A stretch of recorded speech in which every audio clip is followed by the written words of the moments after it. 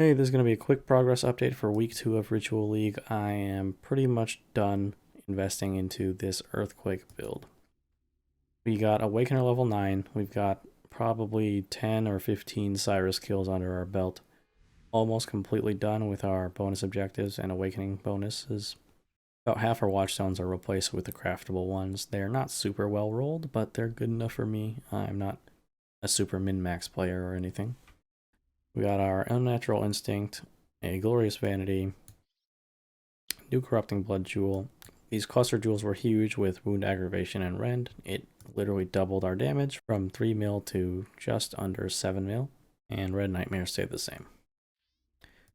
I redid my skill tree a whole lot so that I could fit in the cluster jewels, but it was definitely worth it for the damage increase, and I actually have more life than I had before.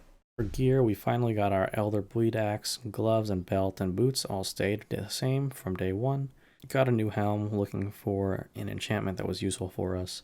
6 linked my own Belly of the Beast, which gave us a really big boost in life. Got one ring with a whole lot of resistances and some fizz damage, and another ring with vulnerability on hit, fizz damage, life, and not really much else.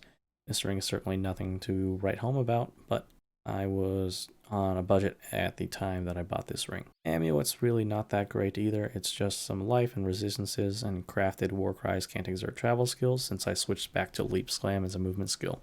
If I really wanted to, I could try to Harvest Craft remove defense to get rid of the evasion rating and augment physical damage to attacks. Flasks are all the same. I really liked this build, and I am glad that I decided to stick with Earthquake. It performs really well in the Maven Crucible and fighting against multiple bosses at the same time. I'm still trying to get the hang of the Maven fight. I'm trying to go in blind, so I haven't watched any videos, even though I know several people have already been able to beat her.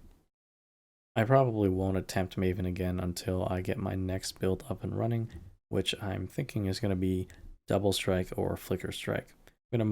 I'm going to move over all my Bleed Earthquake gear to a different character that I'll use as a boss killer for backup if I need it, but this character will be converted into my new mapper.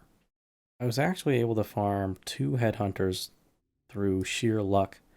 I bought around 8 cards of the Fiend for a Corrupted Headhunter in total, and you need 11 to make a full set.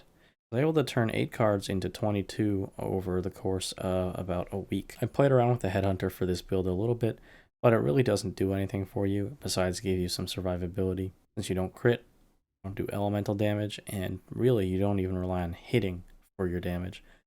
Headhunter does not do much for you at all.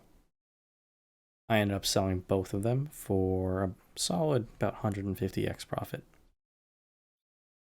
I invested all of that profit into my next build.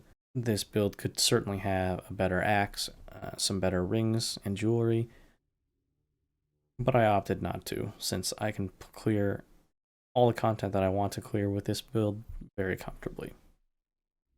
That's it for this update. Progress updates are probably going to get more and more infrequent as the league goes on, but I will probably make one update or so per different build that I try this league. In the meantime, I'm working on an updated Earthquake guide. I'm going to be changing my league start guide to reflect all the different things that I tried out and eventually settled on for this league.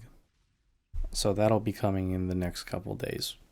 I'm having a lot of fun this league. I think the last time I had this much fun and enjoyed playing Path of Exile this much was probably in the middle of Delirium League when I dropped a mirror and for the first time I had enough currency to play whatever build I wanted.